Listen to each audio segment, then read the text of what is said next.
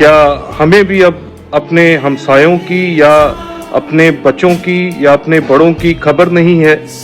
क्या हम भी वो तौर तरीके अपना चुके हैं जिनको हम माजी में बुरा जानते थे? हम तो वो लोग थे जिनके दरवाजे खुले रहते थे, जिनकी माँ खाना बनाए तो पूरे मोहल्ले में खुशबू जाती थी।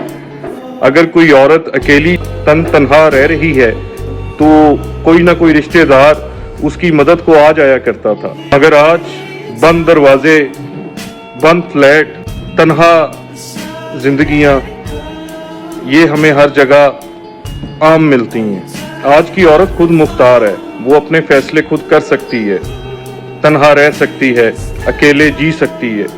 लेकिन सवाल ये है कि क्या ये खुद मुख्तारी इनको तन्हा तो नहीं कर रही? ना हुमैरा की चीख सुनी गई, ना जॉयस की आहट सुनी गई।